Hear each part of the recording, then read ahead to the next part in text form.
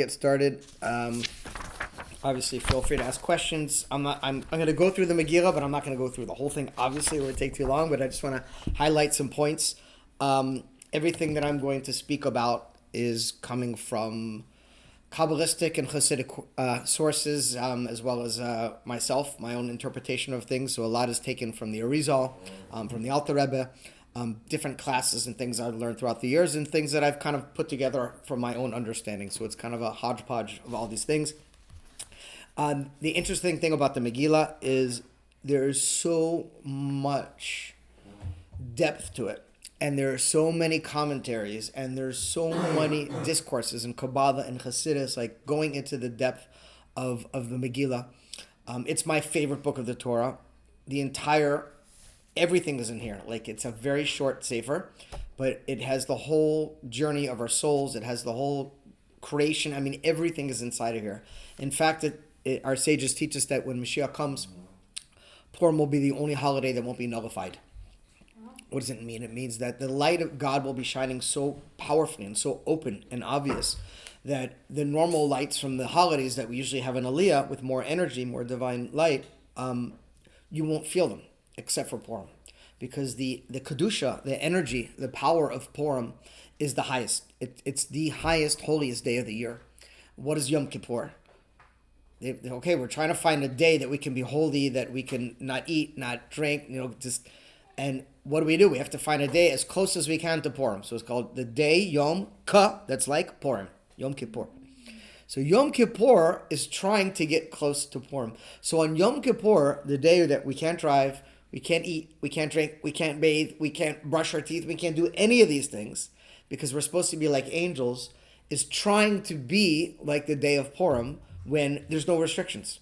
We can do anything, we can eat, we can drink, we can drive, the only thing we're supposed to, you have to give out gifts to the poor and items of food, listen to the Megillah, but the main mitzvah of Purim is actually the Suda, is the meal and listening to the Megillah, and to be Simcha. So it's just an interesting idea to think about how, in God's eyes, the holiest, biggest day of the year, the day that will not be nullified when Mashiach comes, the day that Yom Kippur is trying to be like, is a day that is focused on joy and Simcha. As a matter of fact, they've done, and you could research all these things, countless polls and study groups and what do you want to call them? Whatever, polls, votes around the whole world, all the time. What are the most important things to people in their lives? I'm not talking about Jews, I'm talking about everyone. Men, women, Jews, non-Jews, whoever it may be. And every single time, overwhelmingly, there's not even a close second, happiness is always listed as the first. People write money, people write family, relationships, meaning, your career. Everyone has their own plugs. But at the end of the day, happiness is always given as the number one thing that people are looking for, than the most important thing in their lives. Because, let's face it, all these other things, relationships, money, career, if you're not happy, then what is it really worth, right? Don't get me wrong, life is not easy. It doesn't mean that, we don't have to work hard. But ultimately, what we're trying to achieve is this level of what we call a simcha, or joy. And that's the whole idea of Purim, right? We're supposed to be joyful. In fact, the whole month of Adar, we're supposed to be happy. We're supposed to be besimcha. So how do you do it, right? Like, okay, Adar comes, I got a little simcha switch. Okay, time to be happy now, right? It would be nice if it was that easy, that we could just turn it off and on. It's not always easy to be happy. For some people, they find it very difficult or impossible to be happy, right? So how do we become happy? How do we go into Purim, and how do we celebrate Purim, and how do we reach this level of simcha, or joy? So we'll talk a little bit about the Megillah as we stated, and then we will kind of answer our question and discuss a little bit about, hello, how are you? I'm good, how are you? I'm good. A little bit about this idea of Simcha. What is Simcha, and how do we get there? How do we become happy? So it's interesting, just to start off with the Megillah, is that the Megillah is the only book in the entire Tanakh that does not mention God's name. I'm sure you've learned this before in SEM or school, whenever you grew up. And it's very interesting because again, we just learned about how it's the holiest day of the year. It's the only day that won't be nullified when Mashiach comes. And yet God's name is not mentioned anywhere. In the Megillah? In the Megillah. Say no, look at you. It all comes back at some point in time, right? So yeah, we'll talk about that. But outwardly, it doesn't say God's name. There's remes, there's hints to all the sefirot, there's hints to many deep things, but God's name is not outwardly spoken in the Megillah. If we look at the words for Megillah, it's called Megillah Esther. Megillah is from the root of gilui, or to reveal, and Esther is from the root of hester, or concealment. So the entire Megillah is about revealing the concealed. Megillah Esther, revealing what is hidden or concealed. So just to start off, a couple interesting things. When we open up the Megillah, the very first thing it says, the very first pasuk, it says, "V'hi mimei Achashverosh." Who Achashverosh? HaMelech Mahodu v'Hadkush. Sheva Esrim Umea Umedina. It happened in the days of Achashverosh. He was the same Achashverosh who ruled from India to Kush, 127 provinces. And then it goes on to say, "B'yamim hahem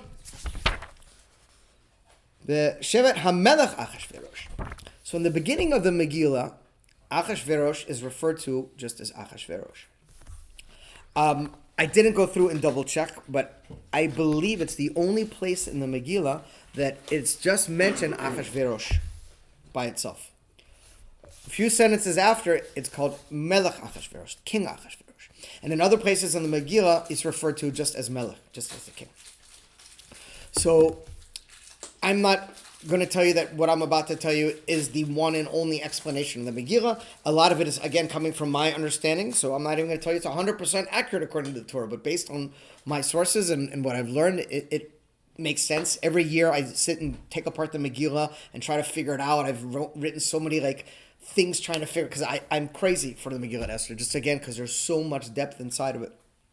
And there's many, even in Chassidus, there's many Maimarim and many Chassidic teachings that have totally different explanations of Megillat Esther, the different sefirot, the different energies. So it's not like there's one set explanation. The Torah has 70 facets. But with that being said, let's delve a little bit into this. So Achashverosh represents the animal soul. Okay, that animal soul, before it goes into our body, which is the very, very beginning of the Megillah, is the only place that it's not called Melech Achashverosh, not referred to as a king. So what does it mean he's not a king? Because that soul hasn't entered into the body. The animal soul is the animal soul. Once it goes into the physical body, then that animal soul becomes king over the body. It becomes the ruler over the body. And the reality of it is, and on a day-to-day basis, for the most part, unless we're hyper conscious and aware, and we're really working on ourselves, our day-to-day lives are governed by our animal soul. They're governed by eating, drinking, sleeping, working, taking care of ourselves, taking care of friends, family, relationships. These are all connected to our animal soul. But I want to say something. Okay. About the animal soul. Because every time we hear the word animal, it sounds so bad. And this is the problem. Enlivening soul, you can call it. Yeah, because there's many parts in this animal soul. The life is nachon, because we need to be alive, we need to eat, we need to drink, we need to do it, and it's chiyunim. In Hebrew, it's called chiyunim, that you need it. So there's levels in this behemoth, in this animal. 100%. No, because I hear animal, it sounds bad, It sounds bad. We were using the exact explanation, which is nefesh behemit, which literally means an animal soul. When you say nefesh behemit, it's so terrible. Right. So in other places is explained, so we'll call it the enlivening soul. Okay.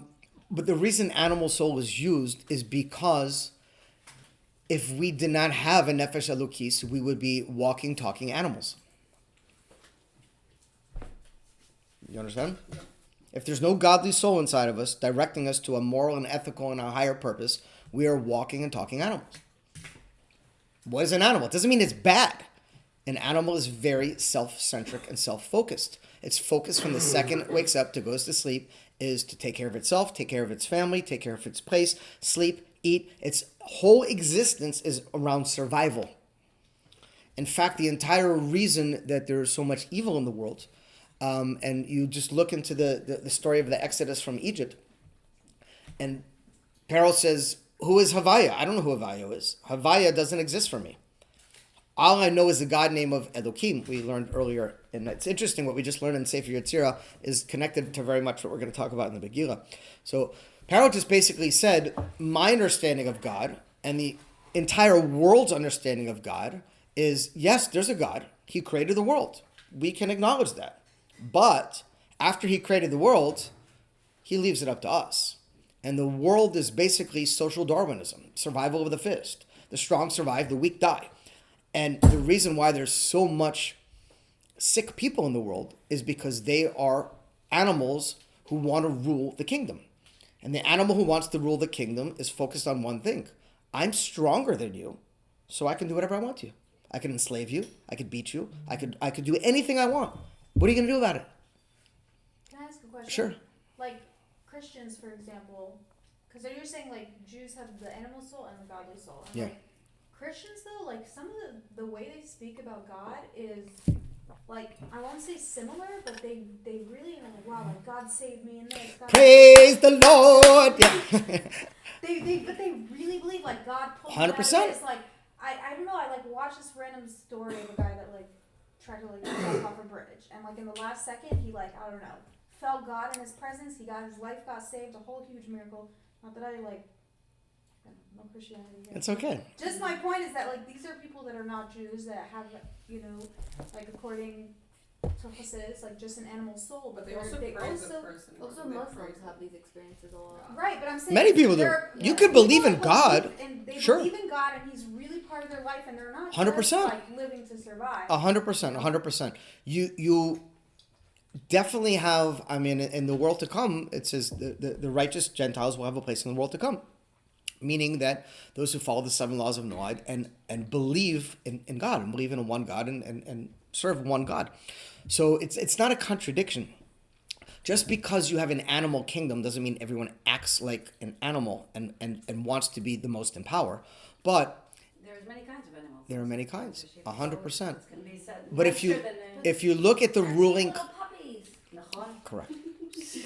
But what about like a Jew that is just like sinning 1,000 million times a day? Mhm. Like, So yeah, like 100%. there could be like Christians that are way better people than me, and like, what you know what I'm saying in the sense of just like the world. yeah. Let's say the Alter Rebbe says in the Tanya that a Jew who's doing all these horrible averas is not the same level of a mosquito, because a mosquito is really serving its purpose, right? So yeah, there's definitely divisions. But again, you cannot compare a Jew to a goy. But Not comparing. I'm just like curious about it in the sense of like humanness. Like I know So- spiritually, fine, like we're different. But, like I don't know. Listen, And during the just race, Holocaust, it there doesn't were have to righteous rise. Gentiles. There were righteous Gentiles who helped Jews, Yeah. Right, but it was an overwhelming minority. right, Most of the people either participated or said nothing right. and allowed it to happen. I'm just explaining the reason there can be so much evil in the world, and the reason that there is a ruling class in this world. It's beyond the scope of what we're going into tonight, but there is such a thing as a shadow government, a cabal, whatever you want to call it, the Illuminati. There's many different names for it. There is a behind-the-scenes organizations of people who want total world domination. Yeah. And every single thing they do is about imprisoning others. I mean, just look what happened to COVID. For anyone to sit and be able to control a whole entire world and tell you, you can't go to the beach, you can't go swimming, you can't go out of your house, you can't do, it's like, who the hell are you? You're going to take away my freedom? How can you do that? How can you possibly do that? Do you think maybe they actually thought it was the right thing? No, No. no, They found them partying in a sex party. No. 100%. Yes, I found me the videos. The one from New York. That's Did you see him? crazy. Yeah. What the hell? Yeah. The world is Yeah. crazy. That's insane. Billions of dollars in PPE, personal protection equipment, was ordered prior to the pandemic coming out. What? Yeah, all the vaccines were already being built before there was even a disease. It came out pretty quick. That's the truth. The whole thing I was was set up. curious about that. That's why. They're gonna ban me from YouTube from to talk about it. It's very an interesting thing. It's so crazy. Again, I'm not like one day with God's help I will like put some effort to do some marketing and like go out there but for now, whatever, I just put it on for whoever wants to watch. But I've told you, I've had videos with like 40, 50 views get shut down from YouTube for violating their policies because I said one word about COVID. Wow. Like, when you're suppressing someone's speech, so their freedoms, what is that? That's the ultimate imprisonment you could do to someone. And saying, I'm more powerful than you, and you will listen to me. It's a high for them. It's a rush. Not American. It's so weird that happened. So there is this concept of an animalistic, and call it whatever you want, but an animalistic desire to rule over others. So the animal, once it goes into the physical body, the enlivening soul, whatever you call it, it becomes king over the body. And it doesn't mean that it's trying to like punish it. It means it wants to use the body for its own selfish means and ends, its own desires. I say selfish, we grew up with the word selfish as it's bad to be selfish. Selfish meaning self-focused, meaning it's about what makes me happy, what makes me feel good. It's about me and my family or my friends or it's just a very I-focused reality. The I, this is what it is the ego. So Achashverosh, when he enters into the body, we're going to, just for discussion's sake, call it the animal soul because it just makes it easier instead of me trying to remember every time. But plug in however you want, the enlivening soul, whatever it is. So when Achashverosh enters the body, now he becomes king over the body. So it's the only time in the Megillah where it says Achashverosh without the word king. Once it starts this role, and the entire Megillah Esther is a book, it's a movie, it's a game, it's a role. There's all these roles that we're talking about in this whole drama take place inside of us. This whole entire Megillah Esther, the whole holiday of Purim, is not only a general holiday, it's an individual holiday. And it's an opportunity for us to see all these different players and how they're revealing themselves inside of us. So there's Achashverosh is referred to three different things in the Megillah. The only time that it says Achashverosh is in the beginning, and after that it's King Achashverosh or just King, Melech. So we know when it says King Achashverosh, it's referring to the animal soul ruling over the body. And when it says Melech, king without Achashverosh, it's referring to God. Because as much as the animal soul or the individual selfish soul wants to rule over the body, or these evil people in the world want to control and rule over the world, in the end of the day, God's ruling over everything. So they can plot and scheme and plan all they want, just like Haman plotted and schemed. In the end, they're all going to fall, because they always do. So God's running the show, but he allows creation to exist in this game, in this play, for all these different energies to play out. So King Achashverosh ruled over 127 provinces. So 127 is referring to Keter, which is the highest aspect. 2 is Chokhmah and Bina, which we learned about earlier in Sefer Yetzirah. And 7 is Za and Malchus. These are all 10 of our emotional attributes, meaning that when the animal soul... What's the last two? The 7? 7 is what we call Za and Malchus, which is the 6 emotions. Chesed, Gevor, Tiferet, Netzach, Hod, and Yisod. And Malchus, which is the 7. It's God's name, Yud, Kei, Vav, Kei. The Yud is Chokhmah, the He is Bina, the Vav is Za, or emotions, and the final He is Malchus. But in this arrangement of we're talking about, Keter goes above everything. And that's ultimately what the battle is for. And the entire Megillat Esther is a battle for our body. It's a battle over who is going to rule over our body, our animal soul or our godly soul. King Achashverosh is the beginning and ruler, and that's how God set it up. The animal soul goes in first. The animal soul has dominance over the body. The godly soul is trapped into the animal soul with a body on top of it. It's a lot of work for that godly soul to get out of that prison of the animal soul and the physical body. And it's very painful for the godly soul to be stuck in there because the godly soul doesn't care about any of these things. Doesn't care about food, about money, about partying, about traveling, about all the things that we spend most of our time. The godly soul could care less about any of it and wants to reconnect to God. But it can't unless it gets activated because it's stuck in prison. And it's a very painful place to be because when it's not able to express itself, then what happens is this energy of trying to express itself manifests in the animal soul. And what you wind up getting is a stronger animal. Like I remember I was forbidding with the girls last night in the seminary of Hallandale, and I was sharing a little bit about my story about how I was searching so bad for happiness, for success, for money, for all these things that I was led to believe are the whole purpose of creation. And whatever I achieved, when I didn't feel after a few weeks or a few months like it had a value, I needed more. Money, if you're chasing after money, it's never enough. You're always going to want more. You're going to want more. Most people who are wealthy don't say, okay, I'm good enough. They keep pushing and pushing and pushing, whether it's money, whether it's a car, whether it's food, whether it's never enough, because that energy is constantly going up, just like a flame. So if it's not channeled in the right direction, it's going to channel in the wrong direction, right? So 127 provinces represents actually the emotional, the 10 sefirot inside of us that the animal soul is king over when it's in the body. So Shushan is the capital.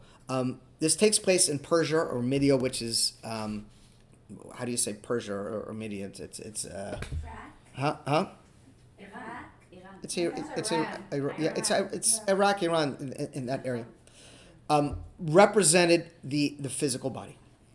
Okay, that's the landscape. Shushan is the capital. What is the capital of the body? It's the heart.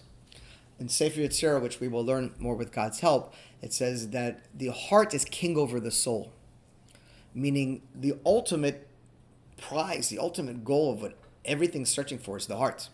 We're looking for passion, looking for meaning, for something that is...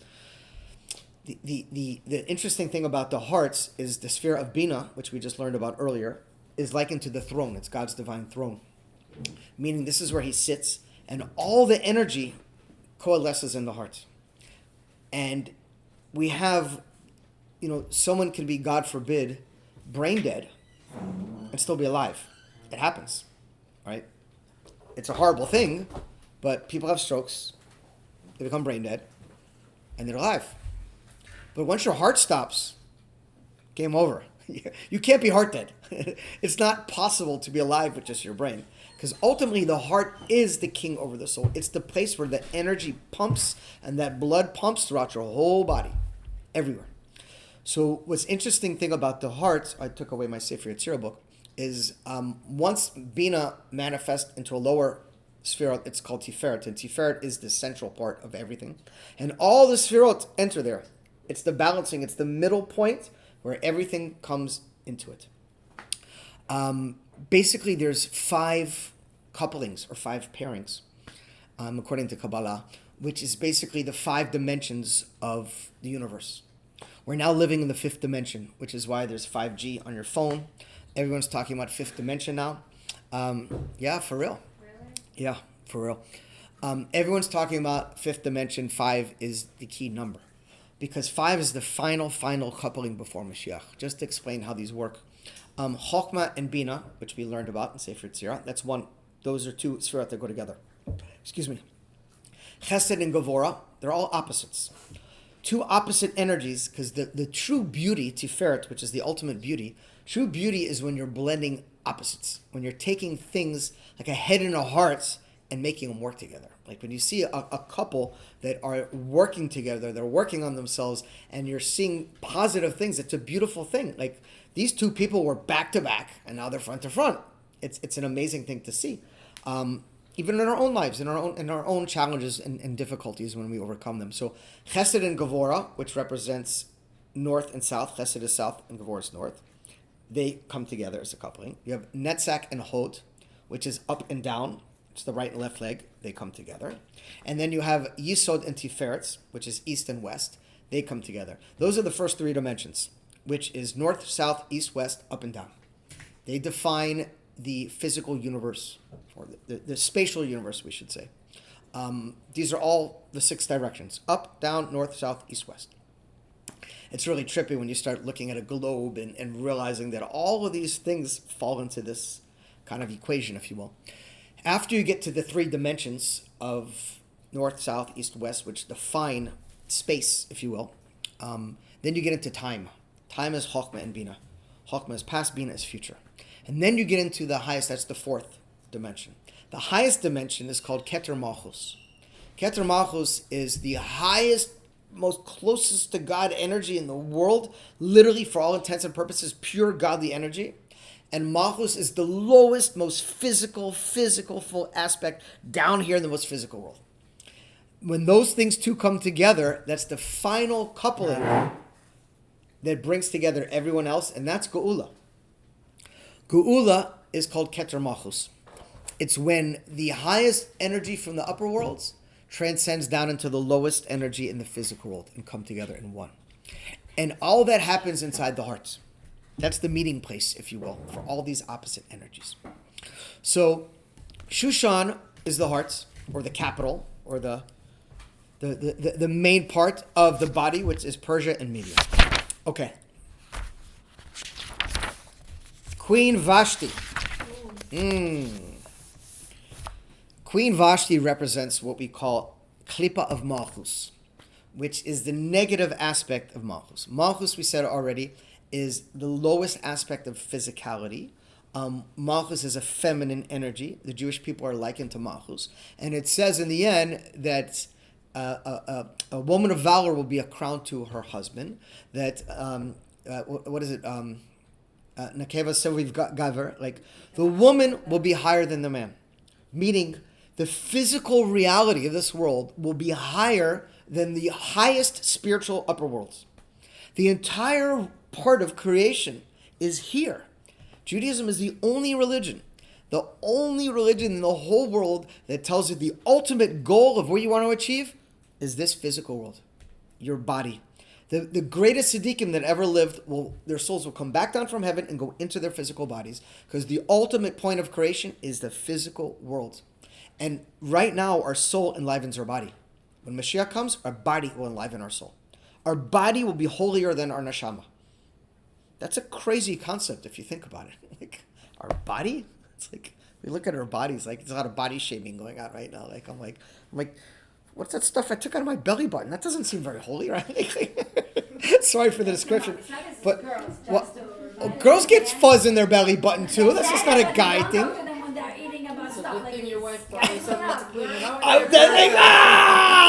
That's why I brought it out. Good thing you bought it for his birthday. It was very I was just about to say, and I happen to have a belly button cleaner that my wife got me for my birthday. So it seems crazy, but our physical bodies will be holier than our souls. That doesn't make sense. But what's the story of Vashti? you just want me to keep moving faster? As you said? I never heard about Vashti. I'm going through, but like, all right. I feel bad for her. I don't remember why. Hodea wants me to go to the last word. So the last word of the Megillah is. You wanted me to explain the Megillah. You want to explain or you don't want to explain? Okay. This is the Megillah. Megillah Esther. Just regular Megillah? Yeah, it has explanations according to Chassidus, but it's the Megillah with. But I'm just going through the main text. I'm not going through any explanations. I just took some notes and some of my explanations. Why was she considered like a villain in the story? I'm trying to remember what happened. I mean, she was very mean to the Jewish servants. Yeah. She made them more than Shabbat. Okay. Also, something I feel like a lot of kids' books and movies about Purim, it shows Achashverosh in a good or neutral light. But then as you get older, Like you a learn, comical, funny. Yeah, but then That's as like you the older, plots. learn that he's like evil. Yeah. So it's interesting because Can we have a quick recap of the story, please? we're going to go through it. We're going to do a recap as we go. So the idea about that is that the animal soul is not bad in its nature. The animal soul will be transformed to good. That's the goal. The goal is to take that animal soul, which is passionate, which is the positive aspect of that, and transform it to good. But because the animal soul is put in the body and is ruling over the body, so to speak, its natural tendency is to be selfish and animalistic things. It has to be trained. It has to be. It's like taking a wild horse and breaking a wild horse, right? You don't say a wild horse is bad, but if you jump on it, it's going to kick you off. It's going to knock you down. It can hurt you. But once it's bridled and it's trained, it can be used and transformed, so to speak. So a lot of times they show Achashverosh as this kind of middle area. A tendency more to lean towards the evil side, as we will see, but it has the potential to be transformed for good and ultimately used for good. So Vashti represents Malchus, which is the physicality, the lowest sphere. It's the feminine energy of klipa, meaning the negative. Everything for positive we have for negative. So she represents the negative manifestation of the animal soul working together with an impure malchus, if you will. In other words, where the focus is just on very selfish, animalistic things, and they're cooperating very well together. Ultimately, what happens is Vashti, Vashti, of course, she has 7 chamberlains, which the chambermaids, which represent the 7 za, the 7 emotional attributes we talk about, and malchus. Ultimately, she gets knocked out. Why did they kill her again? Why he asked her to come naked? What's the story? Okay, so What did this story like? Yeah. Asking her such a thing? And also, what was the beauty contest really? Like, I feel like I Yeah. really do like a Okay, we're gonna get- 30-second It's a recap. good I'm like question. forgetting details. it's hard. We're gonna go through it because it's hard to do a whole recap. It's 'cause like the child level. Come on, we're doing child level. we are. No, He asked him to come story naked. part. He's telling her to come Go on the ahead, ground say and it. naked. Right. Okay. Sorry, okay. Coming naked is, without clothing, if you will, is the pure aspect of the sphira as it represents in and of itself. Like it says that in order to achieve prophecy, it says the prophets would be naked to get prophecy. Really? Yeah.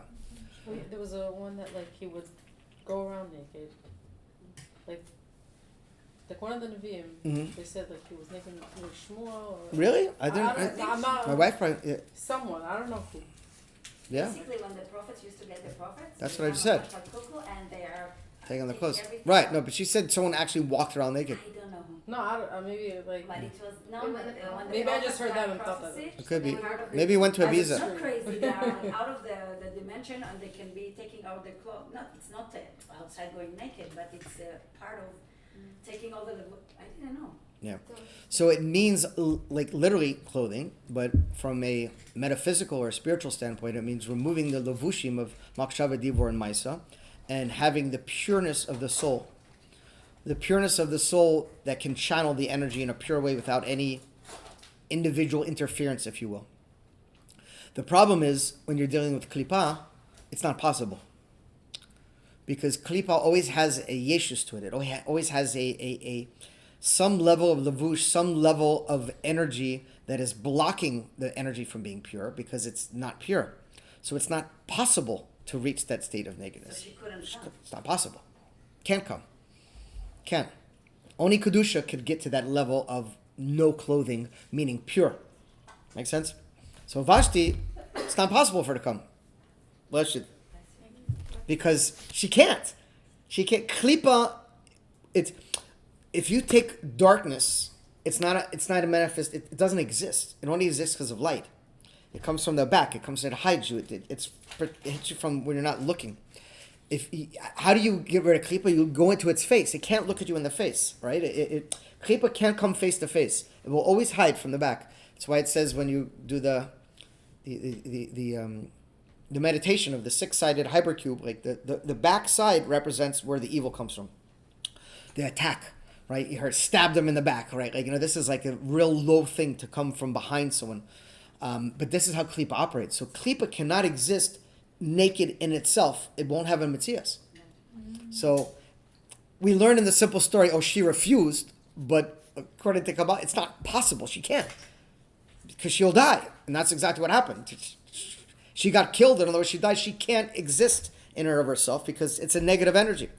So now what happens is God decides we need to have a new malchus, a new energy, a new soul to pair up with this animal soul, but to transform it. Not to let the animal soul overcome it and have just pure evil or selfishness, but for this godly soul, which is pure and good, to be able to overcome the animal soul. So this process of this beauty contest, again, everything that's happening here is happening above. So here, in a simple way, it was King Achashverosh who says, I want a new chick. I want a hot new babe. I want to this is what I'm looking for. But in a deeper level, what is happening is God is saying, I need to find a soul, a godly soul, to match up with that animal soul, which happens in all of our bodies, because our animal soul enters actually before our godly soul. So the animal soul is with a boy, it's not till the bris that the godly soul enters. Some say not until bar mitzvah fully enters inside. So now God's saying, okay, we're now going to go to the next stage of transforming this animal and overcoming it. And to do that, I need a pure soul. So that's why Esther said, I don't want perfume. I don't want all this spritzes. I don't need any of that stuff. Because the soul had to be pure without any external things on it. Just like Vashti couldn't come pure, Esther had to come pure. She had to come without any yeshus, if you will, a pure godly energy, a pure godly soul. And so God above in Malchus of Etzilus, which is the source of all the Jewish souls, that's what we call the Shekhinah, or God's divine presence. All the souls, they gather, it's called Knesset Yisrael. That's where the base of Megillat exists in the upper worlds. So we all exist in our souls up there, Knesset Yisrael, in Malchus of Etzilus. And God handpicks every soul that will go into every body. And says, I'm taking this soul and putting it in this body because I've handpicked this soul to be able to work with this animal soul, to live Queen Achashverosh together with Queen Esther with King Achashverosh together in the capital, in the hearts, and have the ability to overcome it and transform it to good.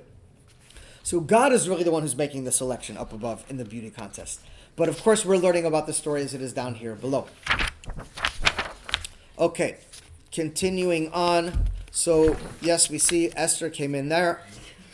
She got hooked up. She went to the beauty contest.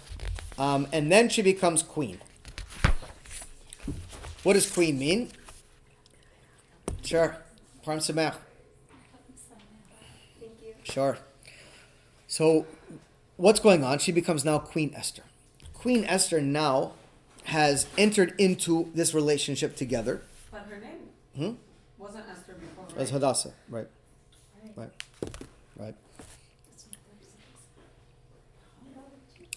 I'm just slowly coming up. Yeah. Good, yeah. There's so many things, but There's a lot to it. The story is where I'm blacking out.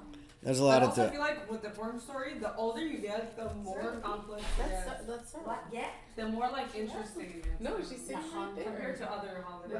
Go show her. Purim's like, there's always more and more. You actually No, always a lot more. you're doing tradition. Huh? Last we get culture, we get the uncensored. You asked me to. Religious It's person. true. And it's very 50, I don't know, almost How would you- 50 years. What's uncensored? And I Megillah. Yeah. Who gets the uncensored version? Like as we get Older. I'm getting all the juicy parts. Okay, sure. I'm crazy for that, Miguel. All right, so now we have Queen Esther. What is happening? Like Peggy needs a little bit. I need just a really quick recap of the whole story as if you're telling it to like a 2-year-old. I'm like, It'll still take like 15-20 minutes. It's impossible to do it that short. I guess There was how big do sun. Huh? okay, Achashverosh made a feast. Okay. Lasted very long. King of And he was over Ahasuerus. I can sing you the song. Okay. And then Mordecai and Esther came. But first, Vashti was at the feast, right? Oh, was it And Vashti? then So you they do have, Vashti. so Aaron said, oh, show her as an example, hang her so the woman don't, Okay. And then he's like, oh my god, you go over the next day, what are they doing? And why? Okay. And then Esther was beautiful or green, nobody knows. Yes, Yeah, you never yes, heard yes. Very good, Shayna. Nachon. And then, What? She so was not so beautiful. Mordecai was the uncle of She was Esther, not he's so like, you're beautiful. beautiful, we gotta hide you. Yeah, but what's Okay. And green? then they Like ended up color finding green? her, she went to the Yeah, castle, yeah, but this is Mordecai the was scared, Midrash so he said. would stand by the castle, Like watching green her. that And then he overheard the So- vegetarian and Alice. According to the Zohar Kodesh, green is the sphere of Tiferet. Esther to tell the king and the king. Is it what? Oh my God, let me It's write the this sphere of right, that's Tiferet. horrible. The Sefer Yetzirah refers to it as yellow. I'm So gonna- it's interesting. There's different explanations I'm gonna of where it's coming said, from. I want to kill the Jews, so what if I said, First time the food is finished. do it, you have my signature. Let's get ready for the fast. You bought Um, some food. No, all the time. So good. One But it's day like- he couldn't sleep, This so time was really he's like, nice. open up. Shayna, this is impressive. Mordecai read it to him or something, right? No, his whatever person read it to him. That's where we're at now. Mordecai saves the king. Yeah, and then It's all coming back, right? Two guards want to kill him. they were And planning they wanna to kill the poison king. him. Yeah, so Oh, Mordecai right, overheard Mordecai it. heard in the book, and then Hashverosh couldn't sleep, so he's like, read me the book, and then he opened exactly, apparently it was a Malach. Okay. Opened to the book, Very and then it She's said, like about that. And then Ammon came about them wanting to kill him. about to the About tree. Mordechai. And then Achashverosh was like, what would you do to the person who saved the king's life? So Ammon was like, oh, of course he's talking about me. So you put him in the king's clothes, give him the king's Right, and horse. he rode him on the horse through the. Yes, exactly. And then his daughter thought it was This is so sad. Mordechai and threw the bucket of waste Of on the- him, but then she killed herself. Right. And then at the end. Such a crazy. Basically, and then Haman gets really super pissed, says, "Let's kill the Jews." And But then Esther Yeah. invited, they fasted for 2 days. Mordechai ripped his clothes, and they all they were fasted gonna for 2 fight days. them. Like made Then a he day, invited she invited the king for a feast at her house. Then they came, and then she's like, "Oh, come next time again." Next time they came, she told him about Ammon's gonna kill me. Oh, like I'm And Jewish. my whole he, like, nation. yeah. And then Mordechai, the king was like, "Who's this man?" And she said, "It's Ammon." He was like, he left because he was so angry. And then when he came back, he saw Ammon on her bed trying to beg her, "Please, please save my life." And he's like, "Oh, you also want to take my wife from me?" And then he hung him on the thingy. With his kids. Yes. Okay. And And the story Jews were is saved basically and the story. Right. Very good. That No, was this very was good. really great. That was really Okay, neat. good. Thank you so much. Okay. So now we're going to introduce the next two players, which is Haman and Mordechai. Very interesting. Haman, we know that king promoted Haman, and he made him in charge of everything. And Haman was pissed because Mordechai wouldn't bow down to him. So Haman and Mordechai represent two things. One, they represent the Yetzer Tov and the Yetzer Hara, the good inclination and the evil inclination. They also represent different manifestations of the sphere of Keter, where Mordechai comes from the highest levels of all. He's the root of the soul of Mashiach. In every generation, we have a potential Mashiach of the leader of the generation, who has the potential to redeem the Jewish people. Mordechai was the Mashiach, or the redeemer of his generation. And the soul of Mashiach comes from what we call as Panemius Atik, or it's in Kabbalah, Keter has 3 heads. It has 3 manifestations. There's Rosh Le'yada, Rosh Ayin, and Rosh Arich, which is basically the unknowable head, the head of nothing, and the head of will. Or according to Chassidus, it's basically Amunah, Tainuk, and Ratzon, which is faith, pleasure, and will. So Mordechai comes from the highest level of Keter, which is this level we call the Rosh Lo Yada, which is Amunah. It's the highest level.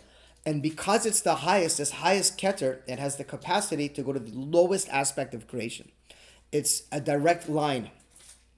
It's channeling the highest level of energy down into the most physical aspect of energy. And that's one of the jobs of Mashiach, is to manifest this Keter Malchus line that we talked about, to bridge physical and spiritual together. So it says that Mordechai wouldn't bow. He wouldn't bend, he wouldn't bow, because his energy source was in a higher place than Haman's energy source. And because of it, in that place of energy source, there's no room for klipa. There's no room for any type of negative energy whatsoever. Haman doesn't exist in that energy. So Mordechai looked at Haman like, who are you? You have no existence. Similar thing happened in the beginning of creation when it says when the Nachash attacked Chava, or convinced Chava to eat from the tree, he first went to Adam. And Adam looked at him like, because he comes from a higher source than him. So it's like he didn't even acknowledge him. It was like, who are you? You mean nothing to me. So he went to the lower source of energy at that time, which is the female energy, which will be the highest, but then it was lower. Anyways, so Mordechai comes from this, what we call the inner head of Keter, which is Amunah, which is connected to Tainug, which is the highest. So he's above Haman. He's above. Haman is the Yetzer Hara, which comes from the lower aspect of Keter, which is called Arich, which is will. Which is like you learned in your class that Arich has no Tainuk. There's no Tainuk. In Klipa. Yeah. Correct. That's what I'm talking about. Haman is Klipa. Because it's from a lower manifestation. There's a crown. And in the Nefesh Elokit, the crown has faith, pleasure, and will. When you go into the Klipa side, Tolu, when there's a power down there's nothing there, there's in the crown missing faith and pleasure. There's only will. I want this, and crash. I don't get it. There's no faith that I'm going to get it. There's no pleasure that I'm happy as I am.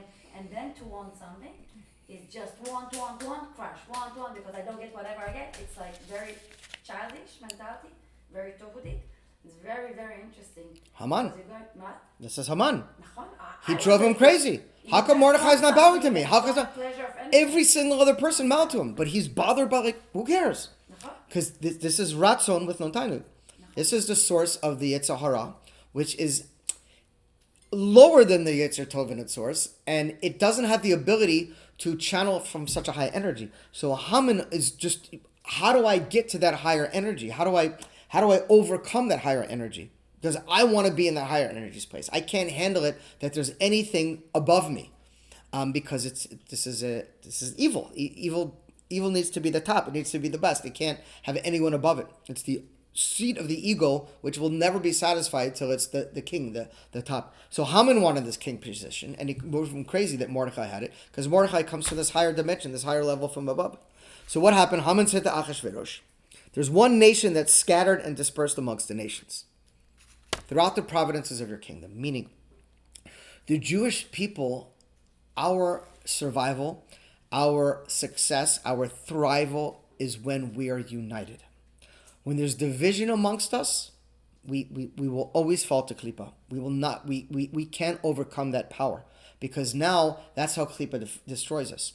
So it divides us and then goes up into the prosecuting court and says, look, they're Hamas said October 7th happened because we saw that they were fighting amongst themselves. We saw it was an opportune time to attack them. This is Haman. It's no different. When they see that we're separated, they come in and they come after us because they know they could disperse us. This means that we were not getting along. We were not seeing eye to eye. And it doesn't mean we don't have to agree with each other. We can have disagreements, right? Like, you could believe something, I could believe something else. We don't have to like the same things, but we can't hate each other. There has to be some level of love amongst the Jewish people from the sole fact that we're one nation with one God and one people and one Father, and that alone needs to carry the day of some level of love between us. We don't have to agree, but the hatred, this anger, this hatred of one another, once that kicks in, that's it. We're done. And that's exactly what happened. So what happened over here? Haman said to King Achashverosh, there's this nation that's scattered. They're dispersed. They're not together. What was going on? So King Achashverosh was no dummy. In other words, he was a very smart man. And when Haman came to him and said, let's destroy the Jews, he's like, come on, I'm not going to fall for that trick. Let's look at history. Every single nation or king that tried to destroy the Jewish people, God wiped them out. I know that God is with the Jewish people. You're not going to trick me. Forget it. Haman said, let me tell you a secret. He said, the secret is that throughout our history, when we are back to back with each other and with God, it's a relationship of separation. We just spoke earlier in our Sefer Yetzirah class when Chokmah and Bina are back to back. Adam and Chava were created back to back. So there has to be a process, and this repeats itself throughout history. You see it through every negative event we've been through. We've been back to back with God. Look at Egypt, right? Like horrible slavery. Like what after Egypt we got the Torah. You go out throughout history after the Inquisition. Inquisition was a horrific thing. We're back to back with God. What happened after? A lot of the Kabbalists came to Sfat. There was a whole revival. The Kabbalah started. It was like a huge opening of light and energy. After the Holocaust, the Shebi Shmor, the Rebbe came and flipped the whole world. There's 7,000 Chabad houses throughout the world. He lifted up Judaism. So we always go through a back-to-back relationship with God. And then, before we go face-to-face, God has to do an operation, so to speak. What does it mean? It says when Adam and Chava were back-to-back. So what did God do? He cast a sleep upon them and then sawed them in half. And then put them face-to-face. It means spiritually or metaphysically that when God is in a back-to-back relationship with us, before he comes face-to-face with us and reunites with us as in a state of oneness, there has to be a period of sleep. Sleep where I'm doing an operation right now. I'm not focusing on this back-to-back energy anymore. I'm not focusing on anything. I'm going to sleep just like Adam and Chava. Adam had to go to sleep. So God said, Haman said, listen, 70 years, that's what the calculation is going to be. We know that God is going to redeem the Jewish. The base of Mikdash is going to be rebuilt. We know it. but we have a window of opportunity because God's sleeping. They've been back to back for 70 years. And before they come face to face again with the second base of Migdash, God has to have a sleep before that operation takes place. So Haman, they were very calculated. So Haman said, listen, we've got a little window in time right here. Before they get a chance, God gets a chance to come face to face with them again. While he's sleeping, let's wipe out the Jewish people. Kekash, now you're talking business. Now that makes sense, right? And that's exactly what happened. So he said, okay, we have a window of opportunity. The Jewish people are scattered. There's back-to-back relationship. God's sleeping. Let's move in while we can. And that's exactly what happened. So what did the king do? He took his ring from his hand and gave it to Haman. A Sefer Yetzirah talks about the ring represents the 6 directions we talked about, north, south, east, and west. It's the control over our whole reality, our physical reality, the space around us, everything. It's when basically at that point in time, the animal soul said to the Yetzer Hara, or the evil, you're in charge. I'm 100% subservient to you. I'm not listening to that godly soul. It doesn't have a place inside of me. In our own individual lives, it means when we've shut down God completely out of our lives and we're like, I'll figure it out. God, you've done me dirty before. I'm not going there anymore. It's my life. I'll do what I want. Okay, no problem. Now that ring, so to speak, has gone to our Yetzer Hara, and now there's no place for that positive energy of the godly soul. It's just the animal soul and the Yetzer Hara. It's Haman and King Ahasuerus. And King Ahasuerus has basically said, Haman, do what you want. You're in charge now. You are running the body. You're running the heart. You're running the animal soul. You're in charge. And on an individual basis, this doesn't mean that we're eating pork. It means that we're living a I-focused reality. That there's no room in our being for others, for oneness with our brothers, our sisters, our friends, for God, for any type of kedusha, any type of thing. It's just about me. Shut down. Everything else is me focused. And that's what happened. So the king gave his ring to Haman, and Haman took over. Okay. Let's keep going, and then we'll speed it up a little bit. Everyone's getting tired. We're getting up early. So what happened? Mordechai basically comes to Esther and says, listen, Esther, you got to do something over here. You got to gather the Jews together, and we need to fast for 3 days because there's a decree that Haman now is in charge of the body. The Yetzer Hara has beat out the Yetzer Tov. The animal soul is running everything, and we're facing extinction, meaning there's no place for the godly soul anymore. It's just totally an animal being. It's a walking, talking animal inside of us. Very selfish, very self-focused. So why they fast for 3 days? And again, there's many different explanations of what that means according to Kabbalah. But one of the things that it talks about is that when we fast, we're separating the pleasures of the body. Where the reason we just learned in Lamed Beis of the Tanya that how do we focus on Ahavas Yisrael? How do we truly love one another? When we're focused on our souls. Because when we're focused on our bodies, what are we looking at? Like, I don't like how she looks. I don't like how he talks. I don't like what he says. I don't like how he acts. I don't like it's just external. That's where separation comes in. But when we can go to the soul and realize we're all one soul, we come from the same Father above, that's where true love could come from. So to find the soul, you have to separate from the body, which is the 3 days of removing not just food, but bodily desires, animalistic bodily desires. For 3 days, we're separating ourselves from the things that cause separation, and we're going to recalibrate on unity, on oneness. No longer focusing on the body or the animal soul, but on the godly soul and the oneness inside of us. And that's what happened. And so what happens?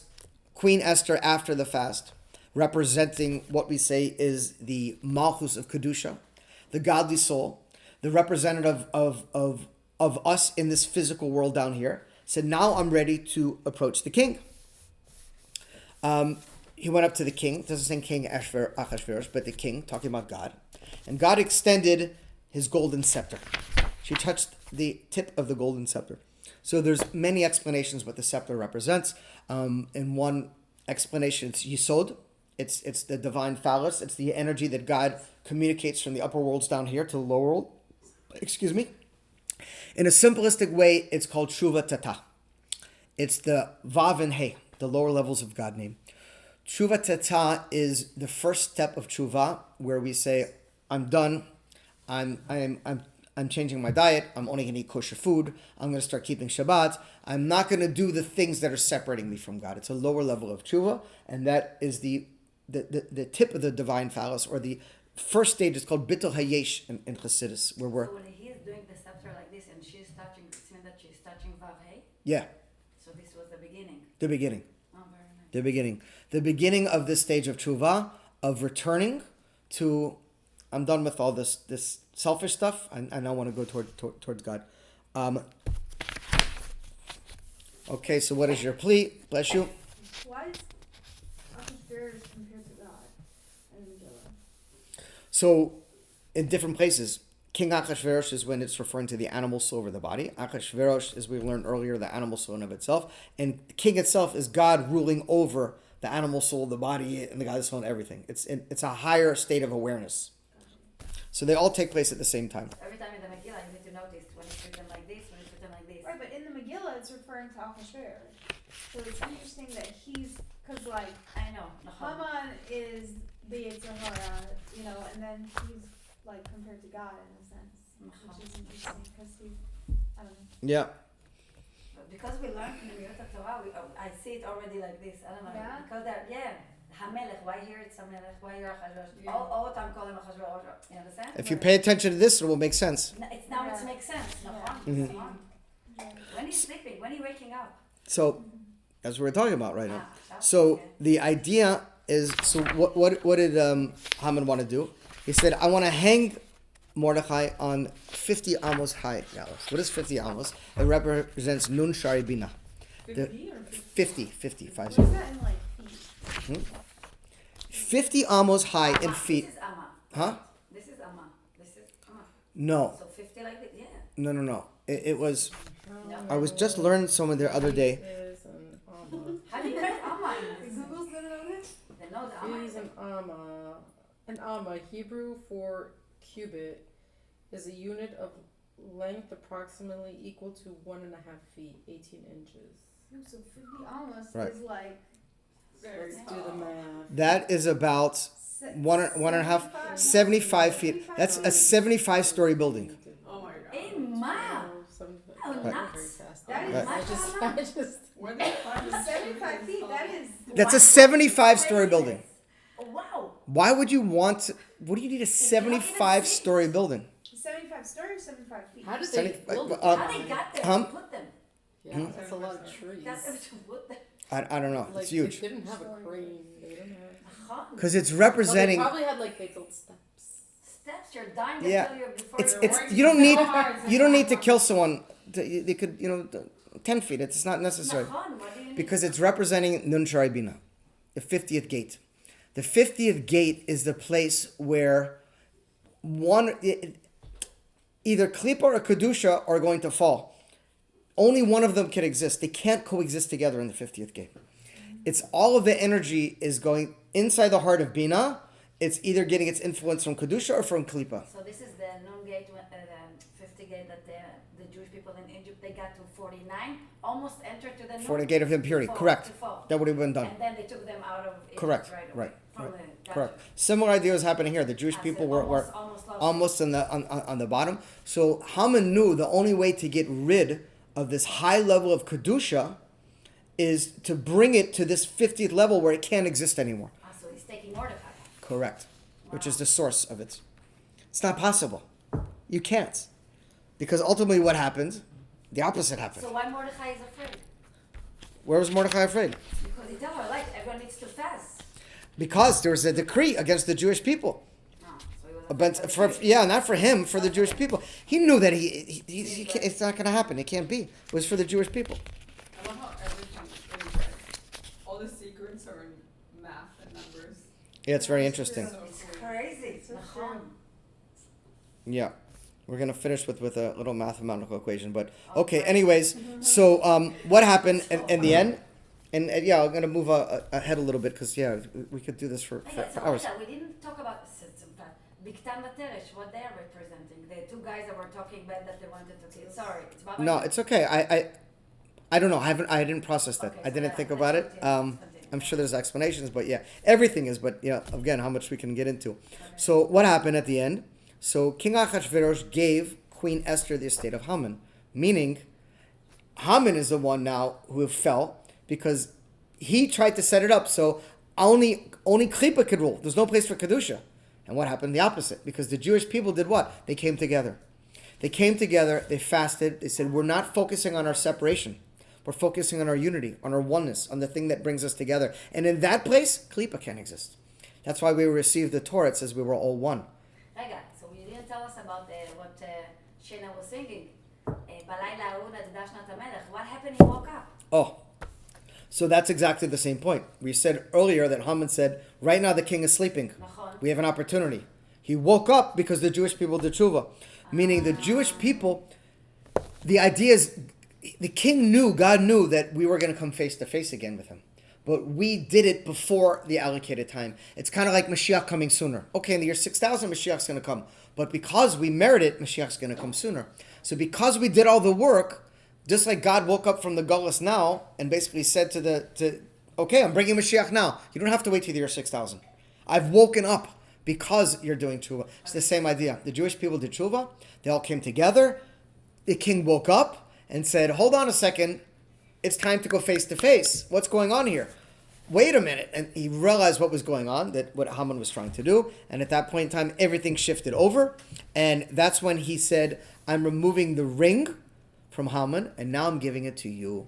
Now your Yetzer Tov, the Malchus of Kedusha, has wiped out the Klippa inside of you. Your body is no longer under the auspices of your animal soul and your Yetzer Hara. Now it's under your godly soul and the Yetzer Tov, and therefore Mordechai is now the one who's going to be rise up. And the ring, who did he gave it to Mordechai? He said to Esther, you have Haman's estate, which is what? Half the kingdom. What is half the kingdom? It's your body. What does God wants to do? He wants to be partners with us in our bodies. This is Geula. Adir b'tachtonim. I want to dwell with you down here. Where's down here? It's our physical bodies. God wants to coexist with us in our worlds. He wants to be involved in our lives and everything we're doing, that we should transform it to holiness, to Kedusha. And that's why I said, I'll give half of the estate to you, where we become a balance, where it's the ultimate goal is it's not me and God and a Torah, it's one, where we reach a state of oneness, where we're in a state of flow and energy is just going. And when that happens, there is no place for Klippa. Just like they tried to wipe out the Kedusha, now the Klippa gets wiped out. Now, Haman, the Yetzer Hara, or the forces from the Klippa of Keter are gone. Mordechai, the Yetzer Tov, the forces of Keter, of Kedusha are there. And Esther has now taken her rightful place as the co-queen to the king over our physical body. Now we have a whole new rulership going on where we're following the good instead of the evil. Rega, Yes. the 10 children of Haman, it's the 10 of the 10 Ktarim. Yes. So I'm going to explain that in a second. So now the king gave the entire scepter to Esther. That's Tshuva Ila'ah. So she's Yud getting Hey. okay?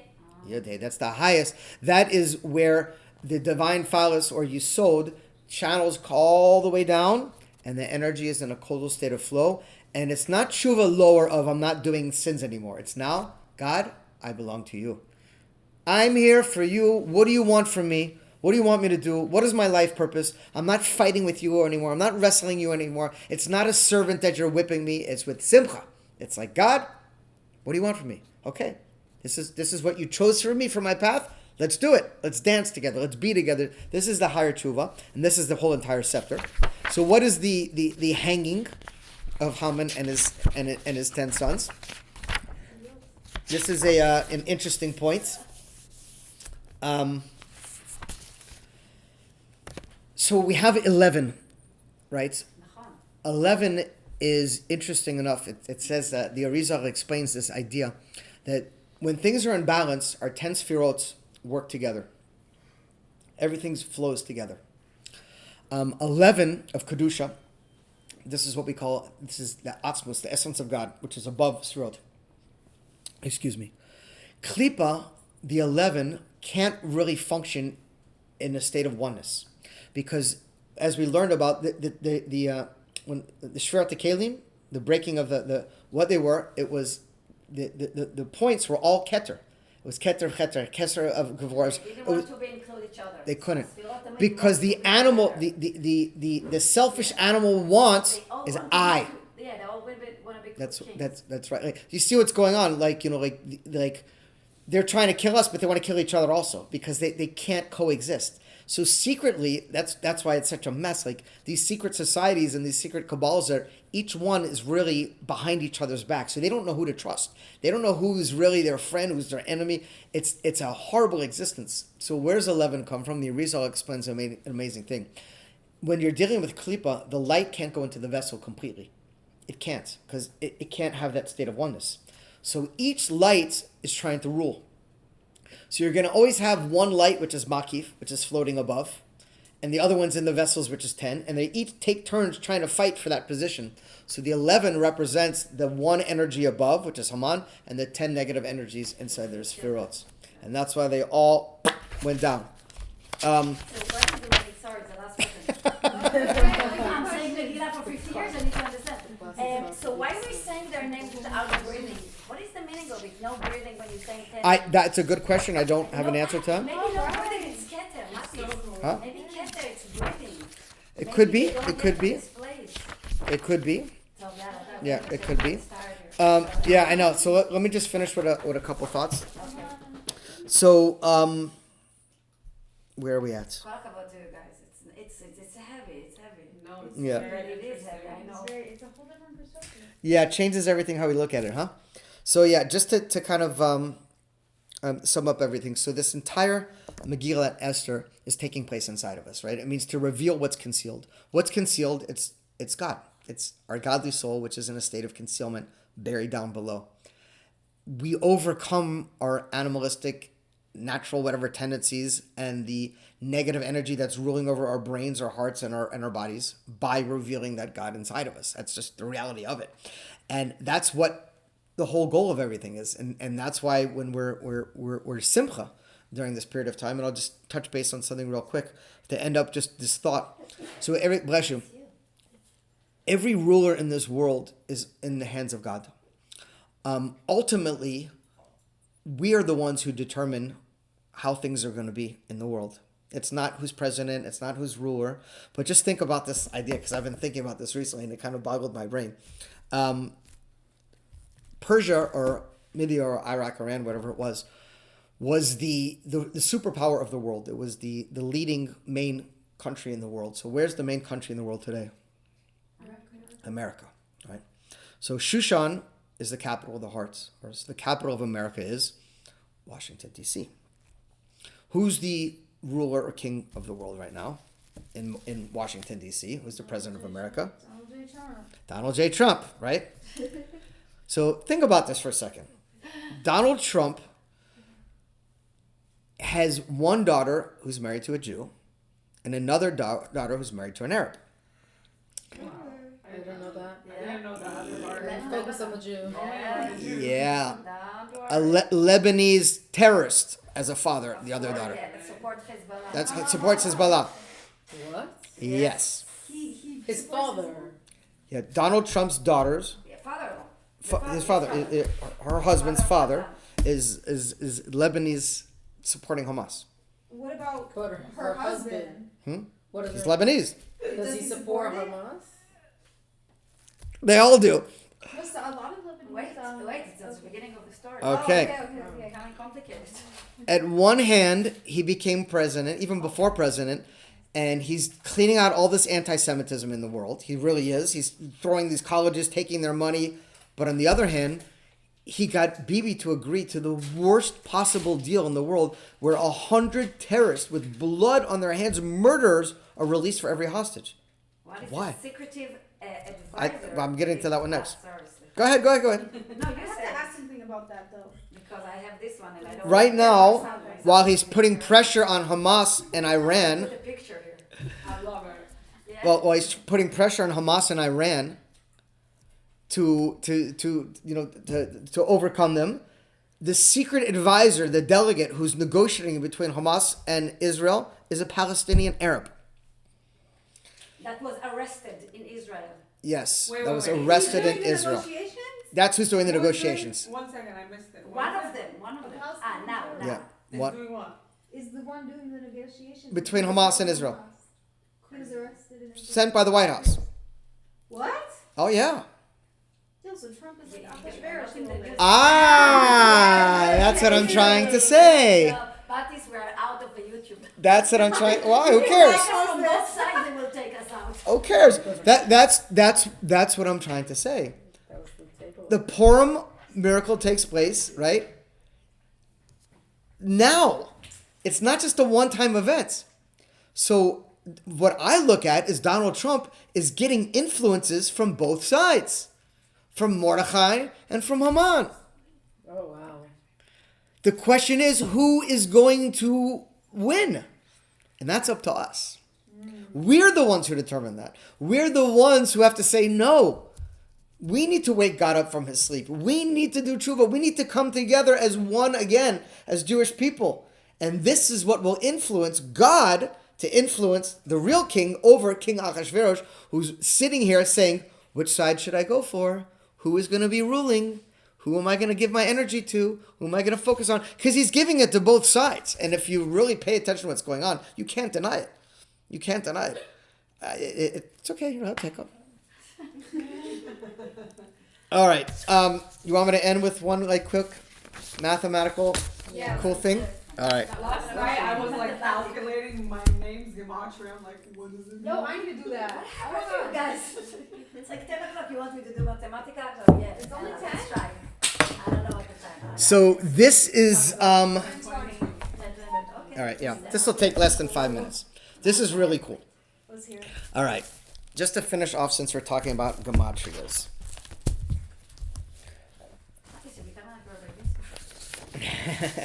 So this teaching I'm about to give is from Rabbi Ginsburg. It's one of my it's one of my favorite Torah vorts that I think I've ever learned. I'm crazy for this. So Rabbi Ginsburg, Yitzchak Ginsburg, he should live and be well and healthy to 120. He's a Makubal in Israel. My wife studied underneath him for many years before she became Chabad. He's a Baal Tshuva from America. He's a physics major. He's a genius. The guy brings for 15 hours straight, with no tools, no text. Excuse me, now I'm also doing it. Contagious. Skip over me. And so he has a class on where we started the initial question. What is Simcha? That's how we started everything, right? Because the ultimate point of Purim and of all of this is Simcha. Because we have to serve God with joy. Ultimately, we want to be happy about what's going on. And we want to be happy about this is a game. It's a challenge. It's nothing that we should be afraid of. To transform sadness to joy. So Rabbi Ginsburg did a very interesting calculation. So we've heard of gematria, right? So there's many kinds of gematria. So there's something called simple gematria. Simple gematria there's how many letters in the Hebrew alphabet? 22. Very good. Yeah, that's good. What's the English word for... Woo. The English word is... It's funny because the English... You're inhaling the place. You're making me laugh. in English, they call it what? The alphabet. The alphabet. Where do you think that came from? Alphabet. Aleph-bet, right? We come to the 8 o'clock class. Yeah! Woo! Props for the 8 o'clock class. So... there's 20. No one could see all you guys, just me. So 22 letters in the Hebrew alphabets. Each one has a numerical value. So in long gematria, Aleph is 1, Beit is 2, Gimel is 3, and it keeps going higher and higher, and it goes all the way up to 400, which is tough. So in short gematria, each one has just a numerical value. So Aleph is 1, and Taf is 22. So each one is 1 through 22. Just kind of very simple. 1, 2, 3, 4. Yeah, up to 20. It's called simple gematria. So there's something called the golden ratio, which is 5. Maybe you've heard of the golden ratio. The golden ratio is the most perfect number in all of mathematics. It represents the spiral which is like a seashell.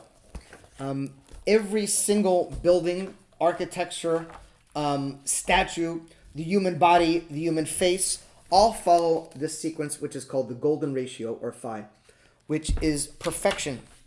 It's called the golden ratio because it's the epitome of beauty. They've done studies of every building of I mean, it's in the animal kingdom. You see it in all the plants, in faces of animals and faces of people. It follows the sequence in the human face. Yeah, it's very interesting. It's called phi, which is the golden ratio, which is connected to the mathematical equation of a Italian philosopher, mathematician known as Fibonacci. Is it different than pi? It is different than pi. They're close relatives. Very good. So pi is more common that you hear about, but phi is actually what's called as the golden mean, or the golden ratio, or the epitome of beauty. It's the number 1.618, which is considered the most perfect mathematical number. So Fibonacci is the sequence of how this golden ratio comes into existence in math, in numbers. So we'll do it very simply. We have 3 minutes, but we have to pay attention to this because why am I making you stress? I'm not going to quiz you. English and math and So here's how the Fibonacci sequence goes. We just start at 0. Okay. 0, and the next number is 1. 0 and 1 is 1. Okay, then we go 1, and the next number is 2, right? 2 plus 1 is 3. Then you go 3 plus 2 is 5. You take the number behind it and go to the next number. Okay. 5 plus 3, 8. Uh-huh. 8 plus 5, 13. 13 plus 8, 21. And it keeps going till you get the sequence of 1.68, whatever it is. It's called the perfection in numerical sequence, Fibonacci.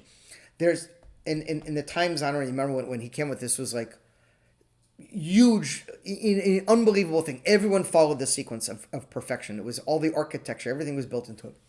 So Rabbi Ginsburg said, this is the epitome of beauty, according to mathematics and according to philosophy, of the golden ratio of phi. So beauty, he said, what word in the Hebrew alphabet follows the sequence the closest? And he found there's only one word that has 4 levels of the sequence of Fibonacci, which is going backwards, 21, 13, 8, and 5. Rega, 20, rega. 21, Okay. 13, 8, and 5. Okay. That's the Fibonacci, and then you keep going further. Simcha. Simcha. Shin is the 21st letter of the Hebrew alphabet. Mem is the 13th letter. Ches is the 8th letter. And Hey is the 5th letter. Simcha. Wow. Simcha is the most beautiful word Wow. in the entire Hebrew alphabet. It follows 4 sequences of Fibonacci. Amazing. So from a godly perspective, from a numerical godly perspective, Simcha is what God considers to be beautiful, right? We're accustomed to saying, oh, she's beautiful, or it's a beautiful car, a beautiful house, or whatever it is, because we're looking at physical beauty. But for God, physical beauty, it's nice, but this is not what is beautiful. What's beautiful is joy. God wants to see us happy. This is what is ultimate beauty in God's eyes. Now, here's where it gets really interesting. There's another word in the Hebrew alphabet that is the closest to Simcha in the Fibonacci sequence, but instead of 4 sequences, it has 3. It's missing the 21, so it's 13, 8, and 5. Wait, let's guess. Macha? Aha. Timche Amalek. Yeah, you need to erase the You need to erase Amalek. Mache means to wipe out Amalek. So through joy, we like that Amalek? Is that what we're trying to say? Close. Wow. Yes. There's 3 places in the Torah that it mentions the root of Meche. Mem, Chet, He. Those 3 places, what is Amalek? It's Safek, it's doubt.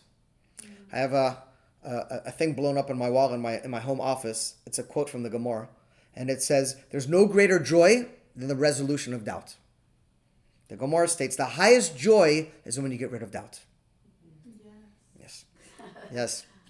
It says, even sometimes it's better to have bad news than to not know. Okay, at least I know, I'm done. But to not know is a killer. Yeah. So the ultimate joy is from wiping out doubt. So there's 3 places in the Torah we talk about wiping out Amalek. They represent the 3 Safek. Amalek is the same gematria of Safek, which is doubt. So there's 3 main doubts that Amalek puts inside of us. All the other ones connected these three. When you wipe out these three doubts, you automatically have simcha. Doubt of God, doubt of yourself, and doubt of your mission in this world. Those are the three big ones. So what's the opposite of doubt? It's certainty. It's clarity. It's trust, however you want to look at it. So when we have clarity on our relationship with God, we have clarity on who I am and why I'm here, there's no place for a Malak. He has no place to put us in doubt. And this is the ultimate simcha. Azakubu. Wow. So I bless all of you and all of Am Yisrael to have true simcha. This Purim, we should have the ultimate simcha. A Malak should be wiped out inside of us, inside of the world. We will be united, we'll have oneness, and we'll have ultimate geula with Mashiach in Yerushalayim and inside each one of us, Mashiach Prati. God bless you and Purim Sameach. Amen.